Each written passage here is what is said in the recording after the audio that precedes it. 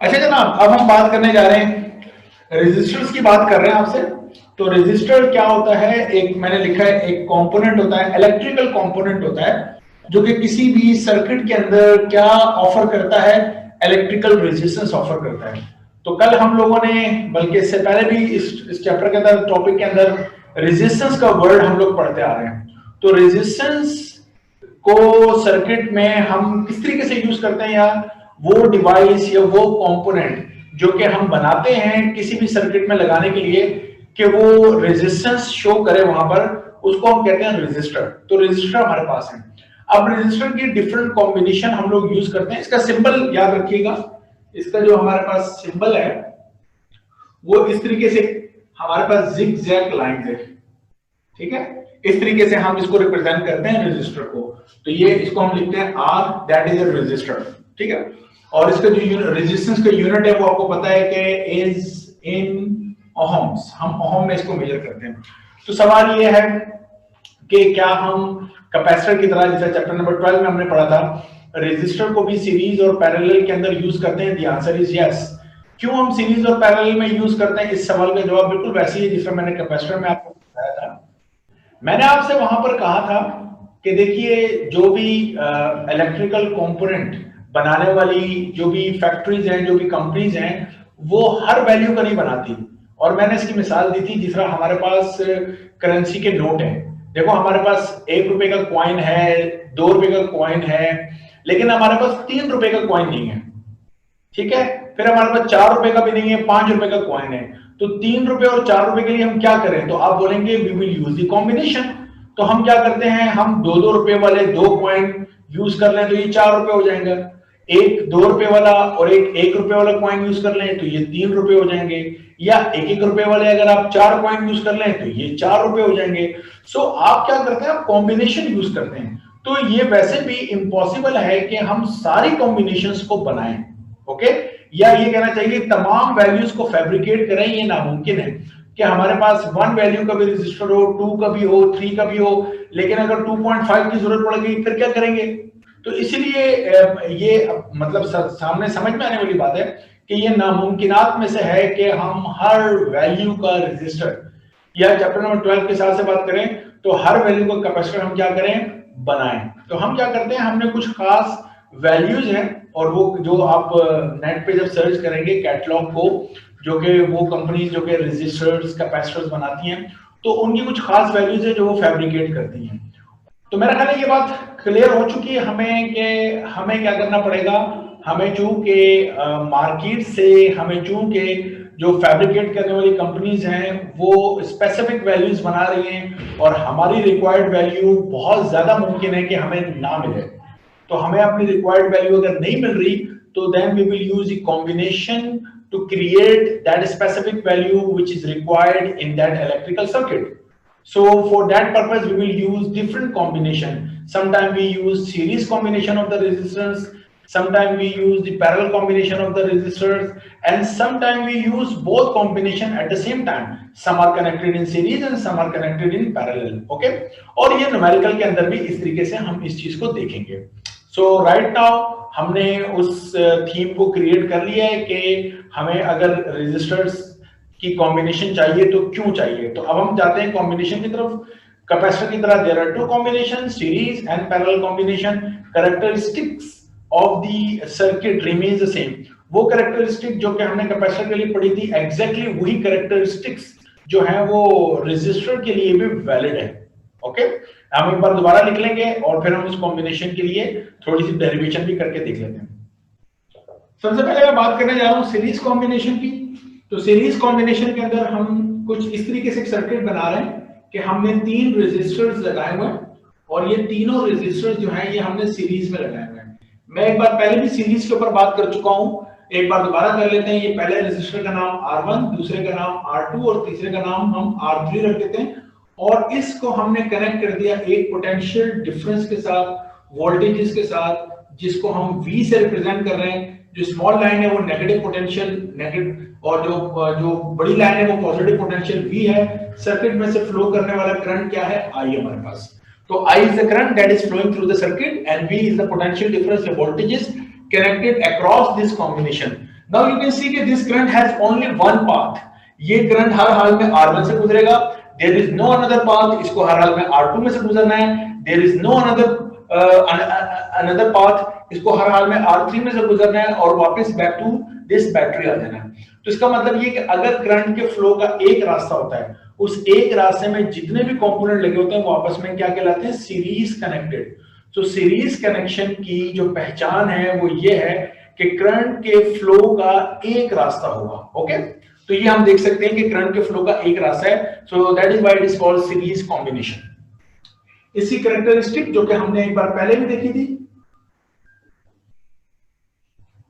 दोबारा से हम लोग लिख लेते हैं। हम देख सकते हैं कि करंट चूंकि सेम फ्लो कर रहा है, लिहाजा एक कैरेक्टरिस्टिक तो हमारे सामने ये आ गई कि जो करंट है रिमेन्स कांस्टेंट, करंट सेम रहेगा, कांस्टेंट रहेगा, कोई वेरिएशन नहीं होगी। नंबर 2 जो चीज हम देख रहे हैं वो ये है, देखिए जो पॉजिटिव टर्मिनल है वो R1 के यहां पर कनेक्टेड है और जो नेगेटिव टर्मिनल है वो R3 के तरफ कनेक्टेड है।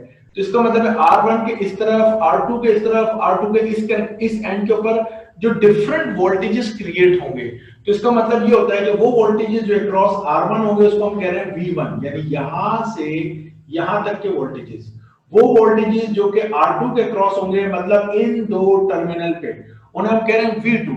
वो वोल्टेजेस जो R3 के क्रॉस प्रोड्यूस होंगे, डेवलप होंगे इन दो टर्मिनल पे, उन्हें हम कह रहे हैं V3। तो सीरीज की जो कैरेक्टरिस्टिक है वो ये है कि वोल्टेजेस क्या होते हैं, डिस्ट्रीब्यूट होते हैं। मैंने पहले भी एक बार कहा था डिवाइड का लफ्ज भी इस्तेमाल किया जाता है, लेकिन मैं एक्चुअली इसको इस्तेमाल इसलिए नहीं करता कि स्टूडेंट डिवाइड को ना इक्वली डिवाइड ले लेते हैं। मतलब अगर मैं ये कह रहा हूं कि ये बैटरी जो है वो 12 वोल्ट की है, तो स्टूडेंट ये समझ लेते हैं कि 4 वोल्ट, 4 वोल्ट और 4 वोल्ट तीनों को 4 वोल्ट मिलेंगे। ऐसा नहीं है, हरगिज नहीं ऐसा, ठीक है। ये मैं पहले भी आपसे बात कर चुका हूं कैपेसिटर के टाइम के ऊपर कि वोल्टेजेस जो है वो किस तरह डिवाइड होंगे, it depend upon the resistance. Current same है, वो जिसकी रेजिस्टेंस ज्यादा है वहां वोल्टेजेस ज्यादा, उसके अक्रॉस ज्यादा वोल्टेजेस अपीयर होंगे। वो जिसकी रेजिस्टेंस कम है उसके अक्रॉस वोल्टेजेस कम अपीयर होंगे। ये सारी बातें मैं V is equal to I R Ohm's law से कर रहा हूं, क्योंकि I कांस्टेंट है, सीरीज कॉम्बिनेशन के अंदर I कांस्टेंट है, so voltages it all depend upon the resistance. तो इन कॉम्बिनेशन में R1, R2, R3 लिखने का मतलब यही है ना कि ये तीनों एक दूसरे से क्या है, मुख्तलिफ हैं। तो अगर ये तीनों एक दूसरे से मुख्तलिफ हैं तो जिसकी रेजिस्टेंस ज्यादा उसके क्रॉस वोल्टेजेस ज्यादा, जिसकी रेजिस्टेंस कम उसके क्रॉस वोल्टेजेस कम अपीयर होते हैं। तो आमतौर पे जब हम लिखते हैं कि वोल्टेजेस डिवाइड हो जाते हैं तो स्टूडेंट समझते हैं इक्वली डिवाइड होते हैं। तो इक्वली डिवाइड नहीं होते, अकॉर्डिंग टू द वैल्यू होते हैं, ऐसे समझ लो। ओके, ये बात याद रखिएगा। तो मैं इसको लिख देता हूं कि जो वोल्टेजेस हैं वो डिस्ट्रीब्यूट हो जाते हैं, अलग अलग तकसीम हो जाते हैं, ठीक है। सो वोल्टेजेस जो हैं वो डिवाइड आप लिख लें, या मैं आमतौर पे इसको डिस्ट्रीब्यूट कह देता हूं, डिस्ट्रीब्यूट हो जाते हैं। तो according to the value of the resistance distribute होते हैं। अच्छा जी, जैसा कि हमें मालूम है कि वोल्टेजेस डिस्ट्रीब्यूट हो रहे हैं, तो दिस इंप्लाइज दैट हम क्या करेंगे, हम कहेंगे जो टोटल वोल्टेजेस हमारे पास बैटरी के वो V1, V2, V3 तीन हिस्सों में हमारे पास अलग अलग आ रहे हैं, ठीक है। ओम्स लॉ हमने यहाँ पे यूज करना है। ओम्स लॉ हम जानते हैं कि V किसके इक्वल है, I R के इक्वल है। ओके, सो V की जगह पे मैंने लिखा है I R is equal to V1 की जगह पे मैं लिखूंगा I1 R1, लेकिन I के साथ 1 इसलिए नहीं लिख रहा क्योंकि मुझे मालूम है कि जो करंट है वो क्या है, कांस्टेंट है, तो इसलिए मैंने I R1 लिखा है। V2 को मैं क्या लिखूंगा, I R2, V3 को क्या लिखूंगा, I R3। आप लेफ्ट हैंड साइड को remains the same, I R रहेगा मेरे पास। जो राइट हैंड साइड है उसमें आप देखें आई जो है वो कॉमन है मेरे पास, तो मैंने आई कॉमन ले लिया। पैरेंथेसिस के अंदर R1, R2 और R3 रहेगा, ये आई से आई कैंसिल हो जाएगा। So this is known as REQ का मतलब होता है इक्विवेलेंट। तो R1 plus R2 plus R3 ये हमारे पास आ गए इक्विवेलेंट रेजिस्टेंस की वैल्यूज। इसका मतलब ये है, देखें अगर मैं कहता हूं कि R1 की जो वैल्यू है वो मेरे पास है कितनी है, R1 वो है 2 ohms, R2 जो है वो मेरे पास है 4 ohms और R3 मेरे पास है 6 ohms, ठीक है। तो इन तीन रेजिस्टेंस को हटाकर अगर मैं कोई एक रेजिस्टर लगाना चाहूं तो उसकी एक की वैल्यू क्या होगी, इसको कहते हैं इक्विवेलेंट, कि उन तीन को हटा दें, वोल्टेजेस ये रहेंगे, प्लीज बी केयरफुल, आपने वोल्टेजेस यानी जो पोटेंशियल डिफरेंस है उसको तब्दील नहीं करना। So if you have the same potential difference और इन तीन रेजिस्टर को हटा के कोई एक रेजिस्टर लगाना चाहे जो इन तीनों के जैसा जैसा ये तीनों मिलकर काम कर रहे थे वैसे काम करे, इसे कहते हैं इक्विवेलेंट। तो वो इक्विवेलेंट क्या होगा, ये बता रहा है कि तीनों को सिंपल ऐड कर लो, तो 2 + 4 कितना हो जाएगा, 6, 6 and 6 12 ohms। तो 12 ohm हमारा आंसर है। तो इस तरीके से ये है हमारे पास formula, series combination of resistor. अगर मेरे पास n रेजिस्टर्स हो तो n रेजिस्टर्स के लिए मैं क्या करूंगा, equivalent is equal to R1 + R2 + R3, यही कॉम्बिनेशन चलाता रहूंगा कहां तक, Rn तक। तो this is called series combination. अगली कॉम्बिनेशन जो हम पढ़ने जा रहे हैं उसे हम कह रहे हैं पैरेलल कॉम्बिनेशन। अब पैरेलल कॉम्बिनेशन बेसिकली क्या है, देखिए ये मैंने एक रेजिस्टर, ये मेरे पास सेकंड रेजिस्टर और ये रहा थर्ड रेजिस्टर, और हमने क्या किया जनाब, इन तीनों रेजिस्टर्स को आपस में कनेक्ट कर दिया और जो पोटेंशियल डिफरेंस अप्लाई किया वो पोटेंशियल डिफरेंस को मैं V कह रहा हूं, small line is negative and the large line is your positive terminal, और जो सर्किट में से करंट फ्लो कर रहा है वो है I। इस नोड का नाम रख देते हैं A, इस नोड का नाम रख देते हैं B। ओके, इस रेजिस्टर को R1, इस रेजिस्टर को R2 और इस रेजिस्टर को R3 कह देते हैं। तो हम ये देखते हैं कि जब करंट फ्लो करके नोड A पे जाता है तो करंट के पास नोड A पर पहुंचकर, तो जब करंट इस नोड A पर पहुंचा तो अब इस करंट के पास गुजरने के तीन रास्ते मौजूद हैं, तीन रास्ते। वो करंट जो कि R1 में से गुजरेगा उसका नाम हमने रख दिया I1, वो करंट जो R2 में से गुजरेगा उसका नाम हमने रख दिया I2, वो करंट जो कि R3 में से गुजर रहा है उसका नाम हमने रख दिया I3। तो हम देख रहे हैं कि करंट इस दफा डिवाइड हो रहा है, तो मैं लिखूंगा इस दफा करंट जो है वो डिवाइड हो रहा है।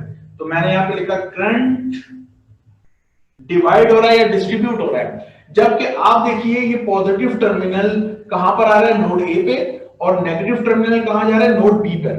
तो ये नोड ए डायरेक्टली R1 से, नोड बी डायरेक्टली R1 से, नोड ए डायरेक्टली R2 से, नोड बी भी डायरेक्टली R2 से, नोड ए डायरेक्टली R3 से, नोड बी भी डायरेक्टली R3 से कनेक्टेड है। इसका मतलब है नोड ए भी सेम टाइम पे तीनों रेजिस्टर के साथ कनेक्टेड है, इसलिए हम बोलते हैं कि जो वोल्टेजेस हैं वो क्या रहते हैं, रिमेन्स कांस्टेंट।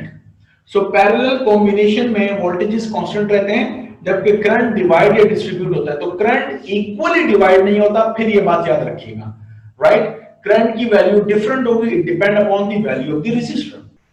तो हम यहां पर ये देखते हैं चूंकि करंट यहां पर चूंकि करंट डिवाइड हो रहा है, तो मैं ये कहूंगा जो टोटल करंट है I, वो तीन हिस्सों में डिवाइड हो रहा है, I1 + I2 + I3। Ohm's law हमें याद है कि V किसके इक्वल होता है, IR।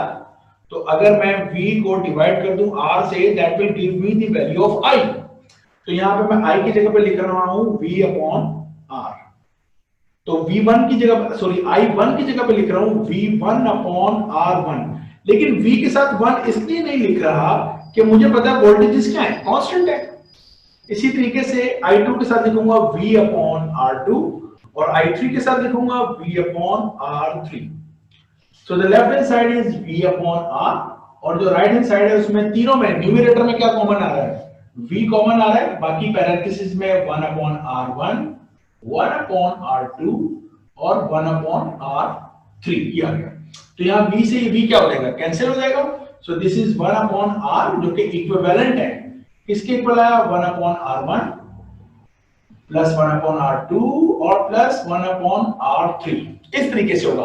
अब हम यहाँ पर क्या कहना चाह रहे हैं, फर्ज करें हमारे पास जो है वो तीन रेजिस्टर हैं और उन तीन रेजिस्टर की वैल्यू कुछ ऐसी है कि R1 जो है वो मेरे पास है जनाब 2 ओम, और R2 जो है वो मेरे पास ले लेते हैं 4 ओम, और R3 जो है वो मेरे पास है 6 ओम, और यही लगे हुए हैं इसी वोल्टेजेस के साथ। और मैं इन तीनों को हटा के कोई एक रेजिस्टर लगाना चाहता हूं, वो एक रेजिस्टर जो इन तीनों को, जो तीनों कैसे लगे हुए, पैरेलल में लगे हुए, के इक्वल काम करे, इसे कहते हैं इक्विवेलेंट रेजिस्टेंस। वो मैं कैसे कैलकुलेट करूंगा, जरा गौर से देखिएगा। 1 अपॉन इक्विवेलेंट, तो मैंने लिखा 1/2 प्लस 1/4 प्लस 1/6। अब एलसीएम मुझे निकालना है, तो एलसीएम मैंने ले लिया 24। ओके, तो 24 ये, तो यहाँ कितना आ जाएगा 12 प्लस यहाँ कितना आ जाएगा 6 प्लस और यहाँ कितना आ जाएगा 4। तो 1/REQ इज इक्वल टू 12 और 6 कितना हो जाता है हमारे पास 18 और 4 22, सही है ना। तो 22/24 ये हमारे पास आ गया।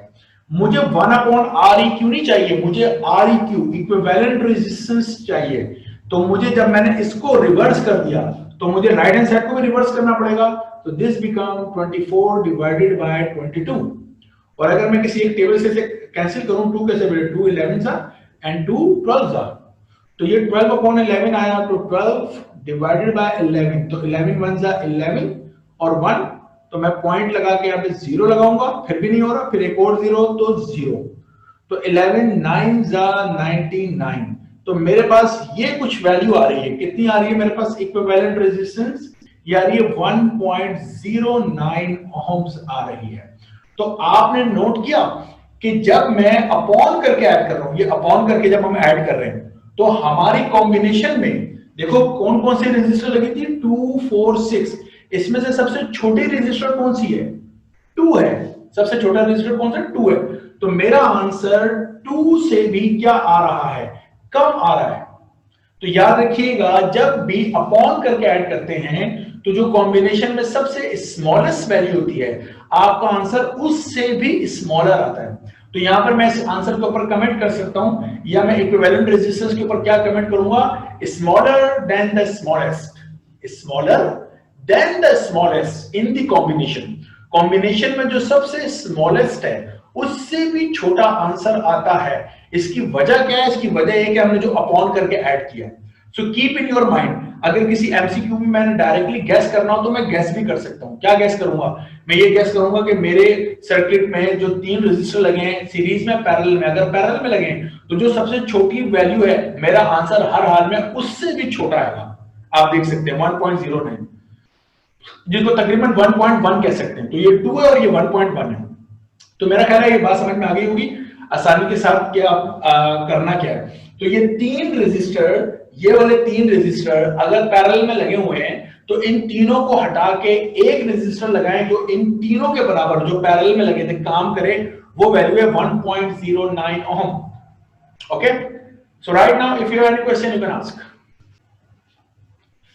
अच्छा जी, पावर का डेसिपेट होना, पावर का खर्च हो जाना किसमें, रेजिस्टर के अंदर। अब हम ये पढ़ने जा रहे हैं। यहां पर एक लॉजिकल सवाल बन जाता है। वो लॉजिकल सवाल ये है कि किसी के जहन में ये बात आ सकती है कि हम पावर का जो खर्च होना है, पावर का जो डेसिपेट होना है, वो रेजिस्टर में तो पढ़ रहे हैं, कैपेसिटर में क्यों नहीं पढ़ा।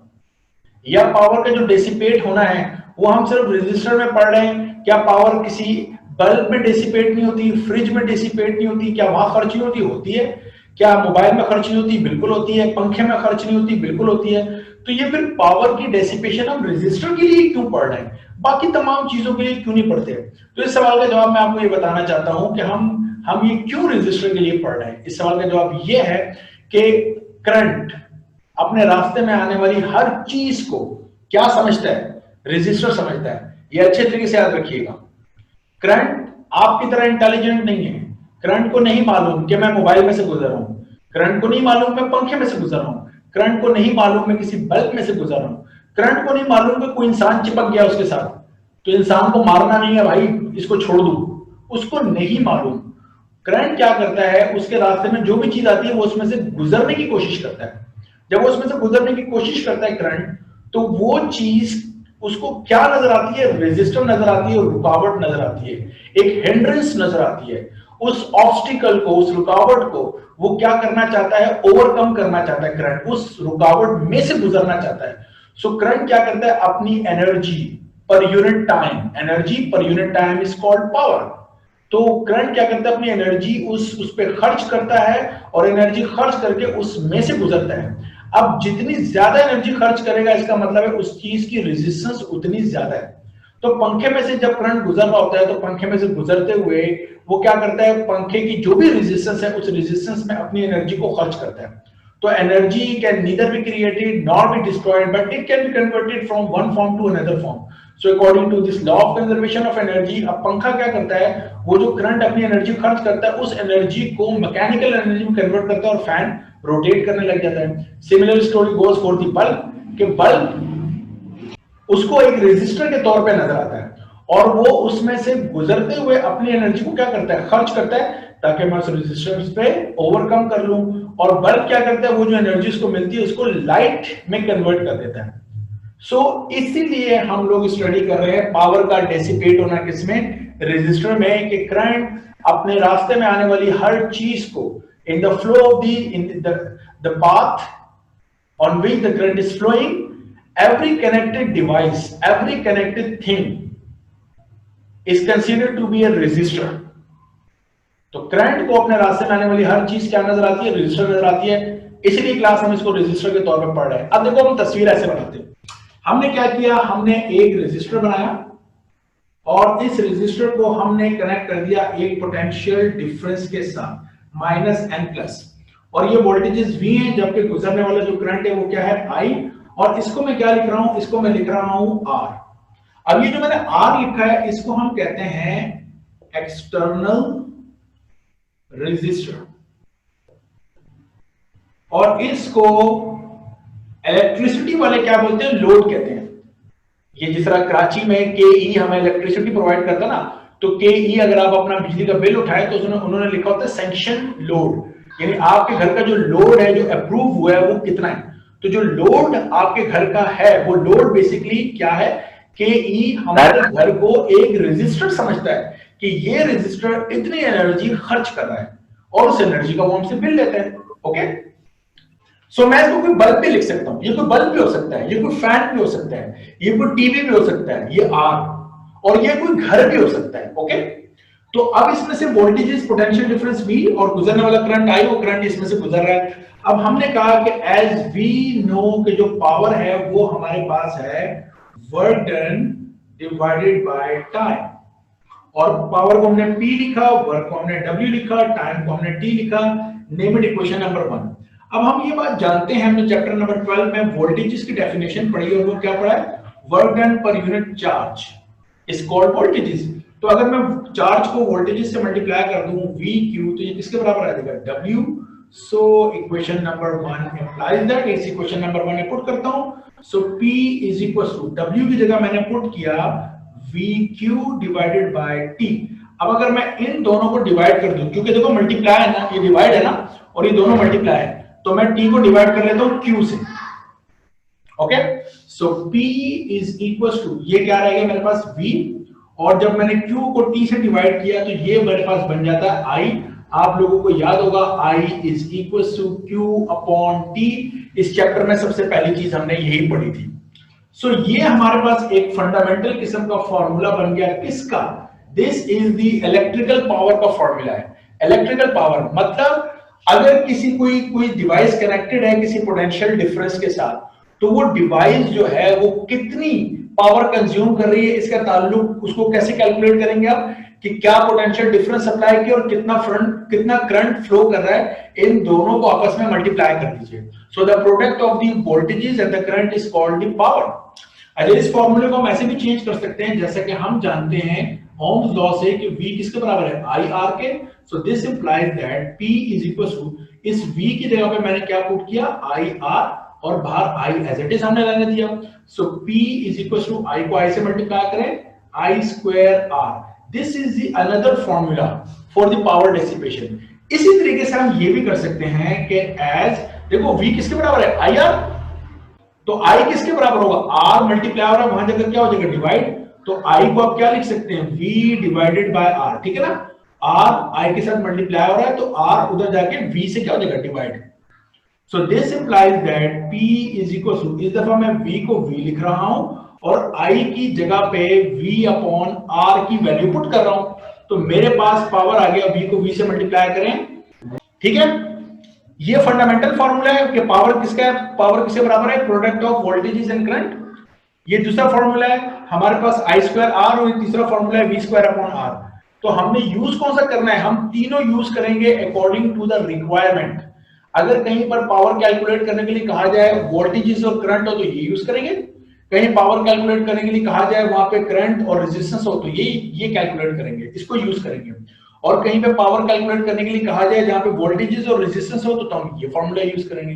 अब बहुत अहम बात है, और वो अहम बात ये है कि ये फॉर्मूला और ये फॉर्मूला, ये दोनों फॉर्मूला, ये वाला नहीं, ये दोनों जो मैंने किए हुए आई स्क्वायर आर और वी स्क्वायर अपॉन आर, ये वाला फॉर्मूला और ये वाला फॉर्मूला, ये दोनों फॉर्मूले बड़े खास मकसद के लिए इस्तेमाल होते हैं। और ये दोनों किस मकसद के लिए इस्तेमाल होते हैं, याद रखिएगा, रेजिस्टिव जो पावर लॉस्ट है, ये बात अच्छी तरीके से जुमले को सुनिएगा, रेजिस्टिव पावर लॉस्ट, ये लफ्ज है रेजिस्टिव पावर लॉस्ट। क्या मतलब है, जब हमने करंट के रास्ते में एक ऐसी चीज लगाई है जो कि रेजिस्टेंस है, जो कि क्या शो कर रही है, रेजिस्टेंस शो कर रही है, उसमें कितनी पावर जाया हो गई, कितनी पावर लॉस्ट हो गई, उसको हम इन दो फॉर्मूले के जरिए कैलकुलेट करते हैं। जो डिवाइस हमने कनेक्ट की है वो कितनी पावर कंज्यूम कर रही है, it will be calculated by this formula, लेकिन कितनी पावर हमारी जाया हो रही है वो इन दो से हम कैलकुलेट करते हैं। इसको अच्छी तरीके से ध्यान में रखिएगा, ये हमारे कहां काम आएगा। मिसाल के तौर पे जब हम चैप्टर नंबर 14 में ट्रांसफार्मर पढ़ेंगे तो ट्रांसफार्मर में जब हमसे एक न्यूमेरिकल में कहेगा कि पावर लॉस्ट, ट्रांसफार्मर में कितनी पावर जाया हो रही है, कैलकुलेट करें। So I will use this formula और this formula according to the requirement. अगर आई और आर दिया होगा तो मैं ये यूज करूंगा, और वी और आर दिया होगा तो मैं ये यूज करूंगा। तो ये जो दो फॉर्मूले बड़े स्पेशल मकसद के लिए बनाए गए। किसी बल्ब में कितनी पावर लॉस्ट हो रही है, तब यही फॉर्मूले यूज होते हैं। मिसाल के तौर पे केई वाले ये कहते हैं, कराची में जो इलेक्ट्रिक सप्लाई कॉर्पोरेशन है, वो केई जो कंपनी है वो क्या कहती है, वो कहती है कि जो बिजली की तारों में से बिजली चलती हुई घरों में आ रही है, तो गर्मियों में वो कहते हैं कि कोई 200 मेगावाट बिजली तारों में जाया हो जाती है, तारों में आते आते जाया हो जाती है, इसे कहते हैं पावर लॉस्ट। तो वो पावर लॉस किससे कैलकुलेट करते हैं, आई स्क्वायर आर से कैलकुलेट करते हैं।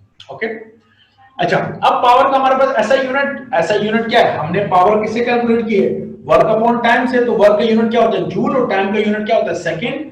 तो याद रखिएगा, पावर जिसको हम जूल अपॉन सेकंड, जिसको हम क्या लिखते हैं, वॉट। तो एस आई यूनिट हमारे पास इज क्या है, वॉट है, जिसको हम डब्ल्यू से रिप्रेजेंट करेंगे। तो अच्छे तरीके से याद रखना है, पावर का जो ऐसा यूनिट है वो हमारे पास क्या है, वॉट है। एक और यूनिट इस्तेमाल होता है जब हम पावर का जिक्र करते हैं, लेकिन वो एक्चुअली पावर का नहीं, एनर्जी का यूनिट है, वो कहलाता है किलो वॉट आवर।